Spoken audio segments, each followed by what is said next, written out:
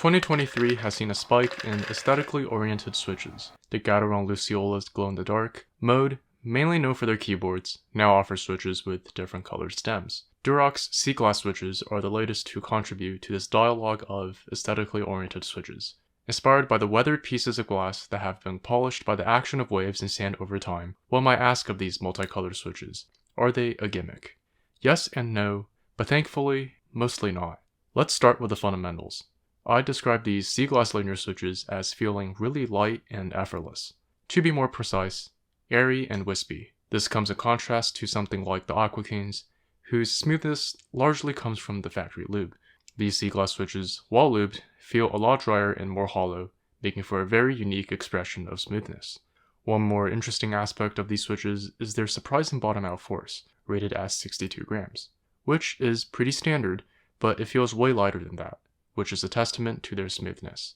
I'm not one to glorify specific materials, but it's hard to overlook the contribution of the unique components that make up these switches. We're talking about the stem material P3+, Durock's proprietary plastic blend, as well as the blending housing of polymer nylon and UPE.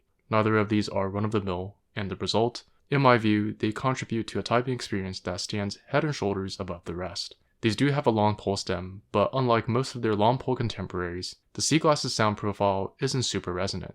In fact, in contrast to most long pole switches, these are pretty middle of the pack in terms of volume. While the bottom out is medium-low pitched, the upstroke is pretty high pitched.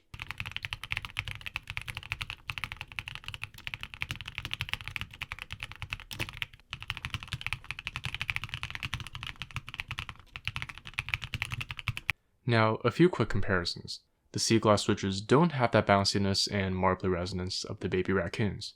To personify it a bit, the baby raccoons are a lot more intense compared to the C-glasses, which feel a lot more easygoing. As mentioned earlier, the C-glass's take on smoothness is different from the Aqua Kings. Aqua Kings feel more creamy and gliding. The C-glass in contrast feels more feather-like and powdery.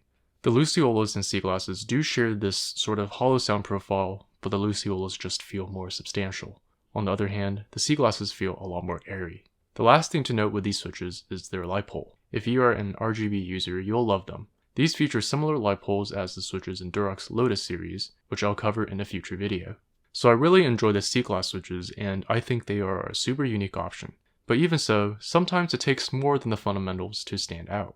As much as we want to think that we only buy products for their merit, there are intangibles like brand and exclusivity that affect our enjoyment of them. In short, style over substance. Durock is looking to take a more eye-catching and memorable approach to their branding strategy with this new C-glass identity. Now, I'm not a branding guru by any means, but it strikes me that the C-glass series of switches stands a real chance of turning heads. The tastefully balanced mix of 5 pastel C-glass colors sets them apart not just from Durock's own portfolio, but the wider landscape of custom switch offerings as well. What's cool here is that Durock isn't leaning on the theme as a gimmick. Even if they had opted for a monochrome color scheme and slapped on a name that makes zero sense, the underlying merit of these switches would still defy my expectations. But if you want to learn more about my favorite switches of this year, click this link here. For now, thank you for watching, and I'll see you guys in the next one.